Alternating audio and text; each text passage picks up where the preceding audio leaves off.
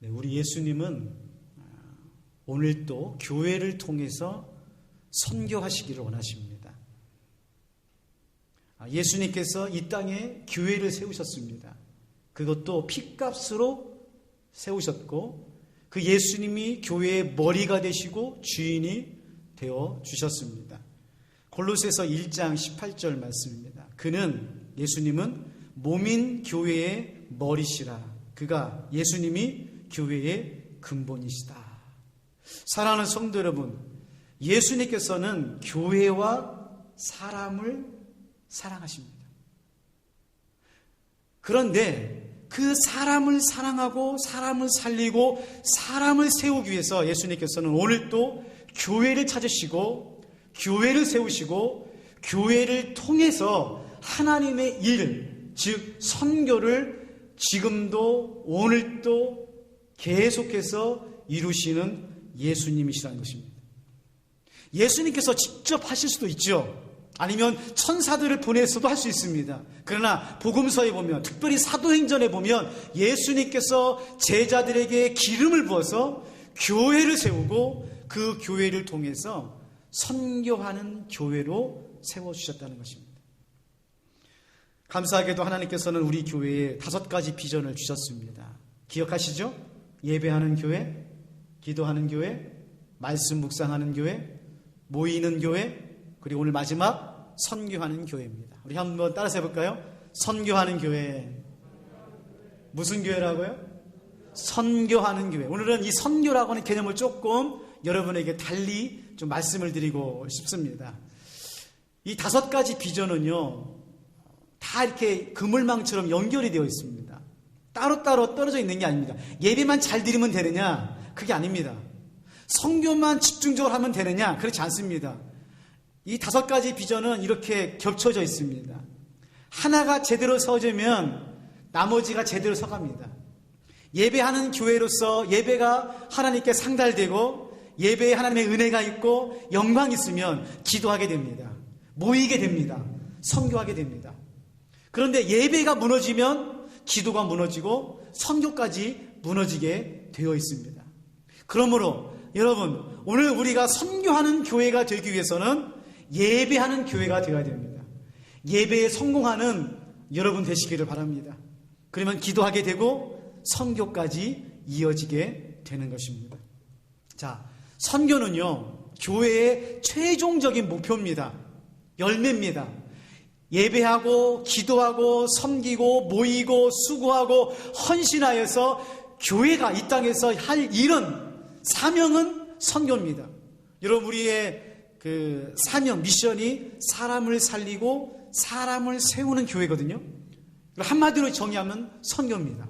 선교는 어떤 특정한 사람이, 선교사님들이 배 타고 비행기 타고 저 멀리 떨어진 나라에 가서 선교하는 것이 선교가 아닙니다. 그건 아주 소극적이고 아주 협소한 선교입니다. 하나님의 선교는 지금 여기에서 하나님이 주시는 꿈과 비전을 가지고 우리가 사람을 살리고 사람을 세우는 데 쓰임받고 있으면 여러분이 선교사입니다. 한번 다시 따라해 볼까요? 나는 하나님 나라의 선교사다. 별로 안 좋으신가 보네. 내가 바로 하나님 나라의 선교사라는 것입니다. 자, 오늘 본문에 보면 예수님께서 제자들을 통해서 교회를 세우는데 여기에 중요한 예수님의 마음이 담겨 있습니다. 선교인데요. 첫 번째로 오늘 본문 3절 말씀에 보면 예수님이 하나님 나라의 선교사였습니다. 우리 예수님 그분이 바로 이 땅에 오신 선교사의 사명을 살았어요. 끝까지 하나님 나라의 선교사였습니다. 3절 말씀 제가 읽어드릴게요. 그가 고난받으신 후에 또한 그들에게 확실한 많은 증거로 친히 살아계심을 나타내사 40일 동안 그들에게 보이시며 하나님 나라의 일을 말씀하시는다. 자, 보세요. 지금 예수님께서 본문에 보면 친히, 직접이죠. 친히 나타나셔서 며칠 동안, 40일은 어떤 날이냐면 예수님이 십자가에서 못 박히시고 3일 만에 부활하시고 난 다음에 승천하신 날까지가 40일입니다. 40일. 승천하신 날까지 40일이면 여러분 생각해 보세요. 십자가도 지셨잖아요. 사명 완수했잖아요. 다 이뤘다고 했잖아요. 그러면은 40일 동안 그냥 쉬어도 됩니다. 그렇지 않겠어요? 여러분 안 쉬고 싶은가 보다. 저 같으면 좀 쉬고 싶은데 예수님은 승천하신 그 순간까지, 오늘 우리가 읽은 9절, 10절, 11절 말씀에 이제 구름을 타고 올라가시는데 그 승천하는 순간까지 무슨 일을 했느냐? 3절 말씀 하반절에 하나님 나라의 일을 말씀하시느냐. 이게 선교예요. 예수님께서 이 땅에 오셔서 단순히 우리를 사랑하시고 우리를 위해서 구원하시는 일뿐만 아니라 예수님께서 친히 하나님 나라의 일을 가르쳐 주시고 말씀해 주시는 선교적 사명을 끝까지 붙잡고 있었다는 것입니다. 저는요, 이 말씀을 읽을 때마다 너무나 감사한 거예요. 두 가지가 감사해요. 첫 번째로는 예수님이 우리와 똑같은 육신의 몸을 이 땅에 오셔서 선교했다는 것입니다. 여러분, 우리가 은혜 받아서요, 헌신해서 선교사가 돼서 저기 르완다나 또 어디가 있을까요? 뭐 온두라스라든지 이렇게 잘 알지도 못하는 나라에 가서 선교하시는 분들도 너무너무 귀합니다. 너무너무 귀해요. 정말 지금 이 시대에, 이 말세에 선교한다는 것은 정말 힘든 일이에요. 근데 여러분, 우리가 지금 여기에서 한국에 있다가 르완다나 우리가 알지 못하는 어디 뭐 남미나 아프리카에 가서 선교하는 것보다 우리 예수님은요, 하나님 보좌에 있었어요. 하나님과 동등되신 분이에요. 그분이 이 땅에 왔다는 것하고는 차원이 다른 겁니다. 사도 바울은 그 말씀을 빌립보서 2장 6절 7절에서 이렇게 말하고 있어요.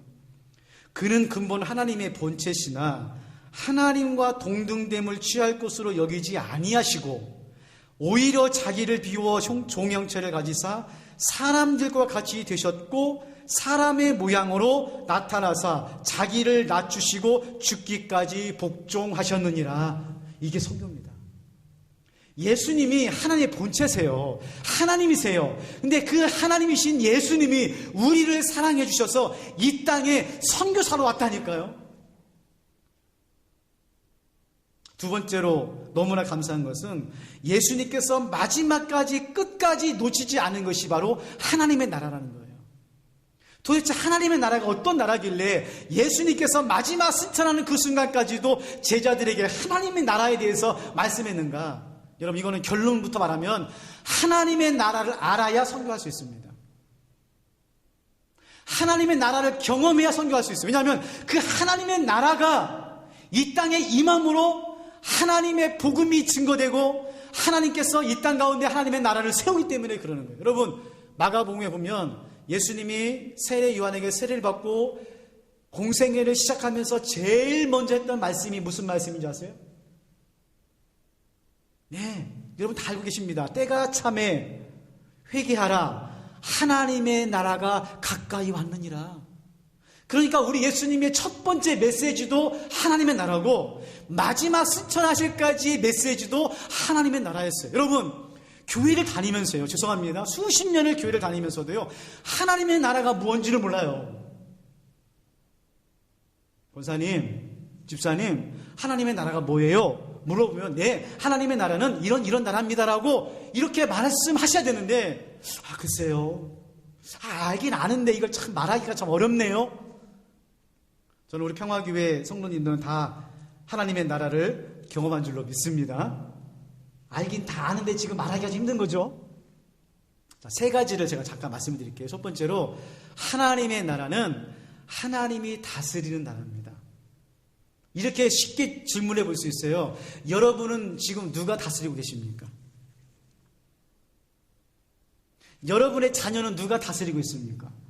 우리 평화교회는 누가 다스리고 있습니까? 오직 하나님이 우리를 다스리시고 우리 평화교회를 통치하시는 줄로 믿습니다.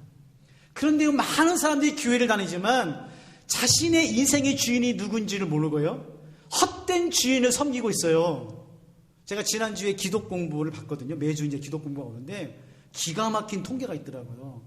기독 공부해서 새해를 맞이해서 신년 설문조사를 했는데 목사님에게도 설문조사하고 뭐 성도님들에게 설문조사하고 또 우리 교회 다니는 기독 청년들에게도 설문조사했는데 특별히 그 교회를 다니는 청년들 20대 30대 청년들에게 몇 가지를 물어봤는데 그 중에 하나가 뭐냐면 당신이 생각할 때 당신의 인생에서 가장 중요한 것이 무엇입니까? 라는 질문을 했어요.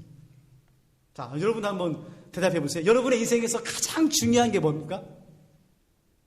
그런데요, 교회를 다니는 청년들입니다. 교회를 다니는 기독 청년들이 92%가 이게 중요하다고 대답했어요. 뭘까요? 돈. 자그마치 교회를 다니는 청년들의 92%가 인생에서 가장 중요한 게 뭐냐? 돈이라는 거예요. 여러분, 세상이 그래요. 우리 청년들에게 돌을 던질 수가 없죠. 우리도 그러니까. 우리도 교회를 다니고 말로는 주여 주여 하면서 내 인생의 주인이 예수님이라고 말하지만 사실 내심 들어가면 우리 인생의 주인도 결국은 돈이란 말이에요. 그렇기 때문에 하나님의 나라를 경험할 수가 없는 거예요. 두 번째 하나님의 나라는 예수님의 은혜를 경험하는 나라입니다. 예수님의 은혜는 뭐냐면 용서와 치유와 회복과 화해의 나라예요. 싸우고 질투하고 분쟁하고 다투는 이 땅에 예수님께서 은혜를 주셨는데 어떤 은혜냐? 화해의 은혜입니다. 화평의 은혜예요. 샬롬의 은혜입니다. 그래서 하나님의 나라는 무슨 나라냐? 평화의 나라예요. 평화의 나라. 근데 이것도 다 잊어버렸습니다.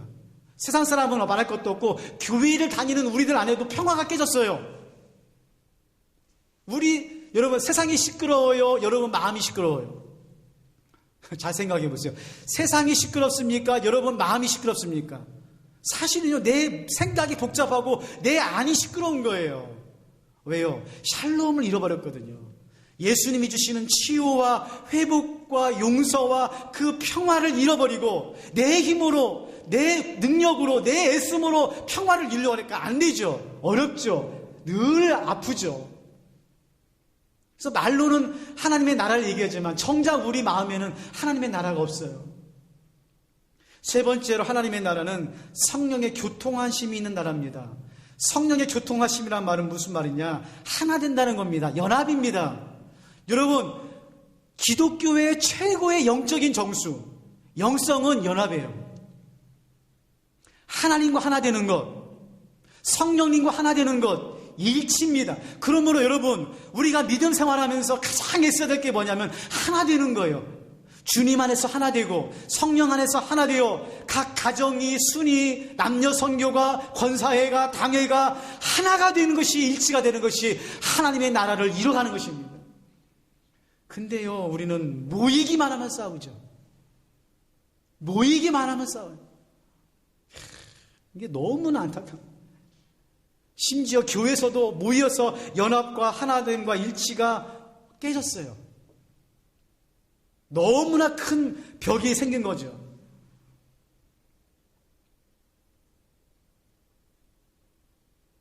그래서 우리가 잃어버린 게 뭡니까? 선교를 잃어버렸어요. 교회가. 즉 생명을 사랑하고 생명을 섬기고 생명을 살리고 생명을 세우는데 교회가 애쓰질 않아요. 그래서 선교는 누가 합니까? 전도대가 해요. 전도를 전도대가 한다니까요. 선교는 선교사님이에요. 두 번째로 오늘 말씀해 보면 예수님은 그럼에도 불구하고 교회를 통해서 선교하시기로 하십니다. 이게 은혜입니다. 우리는 교회를 보면 실망하고 에이 내가 하지 이게 아니고 예수님은 교회를 통해서 여전히 선교하시기를 기대하고 있어요. 그 말씀이 오늘 4절 말씀입니다. 4절 말씀에 예수님께서 사도들에게, 제자들에게 부탁합니다. 무슨 부탁하냐? 4절에 사도와 함께 모이사 그들에게 분부하여 이르시되 예루살렘을 떠나지 말고 내게서 들은 바 아버지께서 약속하신 것을 기다리라. 예수님의 마지막 부탁입니다. 제자들에게 마지막 부탁이 뭐예요? 예루살렘을 떠나지 말고 아버지께서 약속하신 것을 기다리라. 아버지께서 약속하신 게 뭐예요? 성령입니다. 성령이에요. 그러면 왜 예수님께서 제자들에게 한 사람 한 사람 불러서 베드로야 이리 와봐라, 요한아 이리 와봐라 하고 제자들에게 성령을 부탁한 것이 아니라 제자 공동체인 120명의 문도에게 기다리라고 말씀하고 있나요? 여러분, 이제 사도행전에서 패러다임이 바뀝니다. 패러다임이 바뀌어요. 큰 전환점이 일어나는데 그건 바로 제자 공동체에서 교회 공동체로 바뀝니다. 복음서에서는 예수님이 교회를 세우지 않았어요. 하다못해 작은 교회도 안 세웠습니다. 갈릴리 교회, 가버나움 교회 안 세웠어요. 뭘 세웠냐? 제자를 세웠습니다. 베드로를 세우고 야고보를 세우고 요한을 세워서 제자 공동체로 3년 동안 그들과 함께 먹고 자면서 하나님의 나라를 가르치고 보여줬어요. 그런데 그걸로는 선교할 수 없습니다. 왜? 한 사람 한 사람은 선교할 수가 없어요. 왜? 땅끝까지 전해야 되거든요. 예수님이 오실 때까지 선교해야 되거든요. 그렇기 때문에 한 사람은 지쳐요. 힘들어요. 그렇기 때문에 교회라고 하는 공동체가 필요했어요. 그래서 예수님께서 제자들에게 예루살렘을 떠나지 말고 아버지께서 약속하신 것을 기다리라. 그리고 성령을 받고 교회가 되라. 그리고 나서 복음과 말씀을 전하도록 한 것입니다. 사랑하는 성도 여러분, 왜 하나님께서 우리를 교회로 부르셨을까요? 그냥? 아니죠. 하나님께서 우리를 평화교회로 불러주신 이유는 두 가지입니다. 첫 번째로 성령 받아야 됩니다. 교회를 통해서. 여러분, 어디에서도 성령 받을 수 없어요. 성령은 교회에서 받는 것입니다. 또 교회라고 또 건물 생각하지 마십시오. 교회라는 것은 하나님께서 부르신 사람들의 모임에서 성령을 받는 거예요. 그게 원리입니다, 여러분. 사랑하는 성도 여러분, 우리 평화교회 공동체에서 성령 받으시기를 바랍니다. 성령을 받아야 하나님의 나라를 맛보고 성령을 받아야 하나님의 복음을 전하는 선교사의 사명을 감당할 수가 있게 되는 거예요. 성령 충만한 목사, 성령 충만한 장로님, 성령 충만한 우리 권사님, 순장님, 찬양대, 찬양팀, 또 뭐가 있나요? 우리 교회학교, 우리 친구들, 이런 친구들이 어떻게 해요? 교회에서 성령 받고 선교할 수가 있는 거예요. 두 번째가 중요한데요.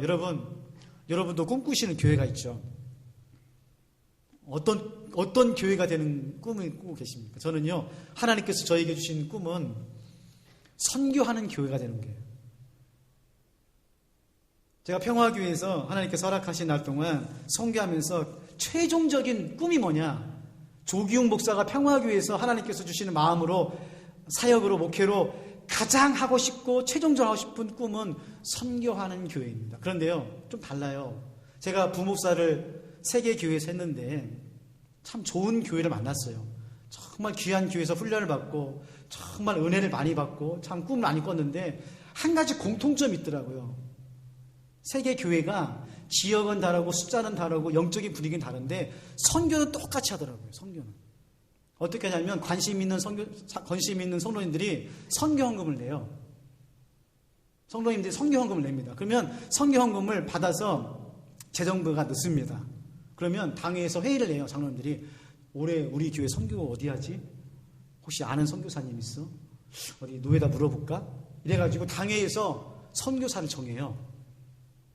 그리고 난 다음에 재직회다 보고를 하고 그 다음 달부터 매달 선교사님에게 선교비를 보냅니다. 10만 원이건 30만 원이건 선교비를 보내요. 그렇게 하고 끝나요. 가끔씩 이제 선교사님이 보내주신 뭐 선교 편지라든지 그런 게 있으면 그런가 보다 하고는 넘어가요. 자, 여러분 보세요. 인도에서 지금 우리 교회가 세계 교회를 선교하고 있는데 인도에서 선교하시는 선교사님 이름 아세요? 인도에서 선교하시는데 어느 지역에서 선교하세요? 지금 인도에서 어떤 선교하고 계세요? 우리 김선남 선교사님 선교하시면서 힘들고 어려운 기도 제목 뭘까요? 하나도 모르는 거예요. 하나도 몰라요. 그러면서 우리 교회가 선교한다고 그래요. 예, 물론 제가 그게 나쁘다는 얘기도 아니고 하지 말라는 얘기도 아닌데 해야 됩니다. 교회 공동체가 해야 돼요. 다만 제가 꿈꾸는 선교는 그런 선교가 아니라 우리 장로님부터 어린 영아 유아부까지 선교하는 교회예요. 이게 무슨 말이냐면 예를 들면 각 순에서 교회학교에서 기도하면서 또 교회에서 준비한 그러한 선교사님과 선교 지역을 통해서 각 한순 한순이 선교사님과 선교 지역을 기도하면서 택하는 거예요. 예를 들면 A라고 하는 순이 1번 선교를 하는 겁니다. 그래서 우리가 이제 코로나가 끝나면 내년부터 실시할 건데 순에서 모여서 물론 예배도 드리고 말씀도 나누고 상도 나누지만 그 중심에는 오늘 우리 일본에 계시는 조기웅 선교사님이 제가 지난주에 통화를 해보니까 지금 이런 문제로 기도하고 있습니다. 이런 필요가 있습니다. 우리 같이 기도합시다. 지금 일본의 정치 상황이 이렇고 경제적인 상황이 이렇습니다. 지금 오늘도 보니까 쓰나미가 지진이 와가지고 지금 많이 힘듭니다. 우리 일본의 사람들 기도합시다. 이렇게 우리가 각 순에서 교회학교에서 최소한 내가 선교하고 후원하는 선교사님의 이름, 지역, 선교 사역, 기도 제목 정도는 알고 있어야 되지 않을까? 더 나아가서는 저는 꿈이 있습니다. 우리 순에서 교회학교에서 이제 팀을 만들어서 1년 동안 기도하면서 준비하면서 같이 휴가를 맞춰서 2박 3일 동안 시간을 만들어서 선교지에 가는 겁니다. 선교사님께 가는 거예요. 가서 위로해드리고 기도해드리고 함께 마음을 나누는 그런 선교를 하고 싶은 거예요.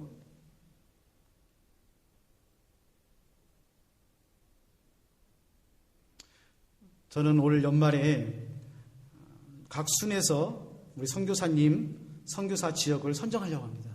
우리 교육자실에서 준비를 할 거예요. 우리 교회 순이 36개더라고요. 36개가 될지 더 성장해서 더 크게 될지 모르겠지만 각 순에서 선교사님과 선교 지역을 기도하면서 택할 거예요. 그리고 내년에 기도로 후원하고 물질로 후원하는 그런 선교를 시작할 거예요. 그리고 내년 연말이 되면은 우리 1층, 2층, 3층 로비, 식당, 주방, 이게 앞마당, 카페에다가 선교 순 박람회를 하려고 그래요. 1년 동안 선교사님을 위해서 후원하고 기도했고 선교사님의 사진과 선교사님 사역들을 다 부스를 만들어가지고 각 순에서 본당도 괜찮고 식당도 괜찮고 이 마당도 괜찮고 부스를 만들어서 선교 순 박람회를 하려고 합니다. 정말 우리 마음 가운데 이 선교에 대한 뜨거운 열정이 있어서 정말 우리 자라나는 아이들이 당연히 선교하는 것으로 자라고 이 원흥, 삼성, 창릉에 있는 분들이 아니 당신은 평화교회 다닌다고 하는데 평화교회는 어떤 교회야? 하고 물어보면 우리 평화교회는 선교하는 교회야. 나는 지금 저기 온두라스 아무개 선교사님 선교하고 있어. 저는 새벽에 기도합니다. 하나님 이 일을 위해서 하나님 사람들 좀 보내주세요. 선교의 마인드를 가지고 정말 이 선교할 수 있는 그런 은혜를 하나님 주세요. 말씀을 정리하겠습니다. 사랑하는 성도 여러분, 하나님께서 우리 교회에 5가지 비전을 주셨어요. 예배하는 교회, 기도하는 교회, 말씀 묵상하는 교회, 소그룹 모이는 교회, 선교하는 교회. 이 5가지만 해도 시간이 부족해. 하나하나 세우기도 너무너무 정말 기대가 되고 정말 여러분과 함께 이 일을 이루어갈 것이 너무나 설렙니다. 여러분 참여해 주세요. 동참해 주세요. 한 마음이 되어 주세요. 그래서 우리 교회가 이 말세에 이 땅에 5가지 비전을 통해서 사람을 살리고 사람을 세우는 하나님의 나라를 이뤄가는 저와 여러분 되시기를 주님의 이름으로 축원합니다. 하나님 아버지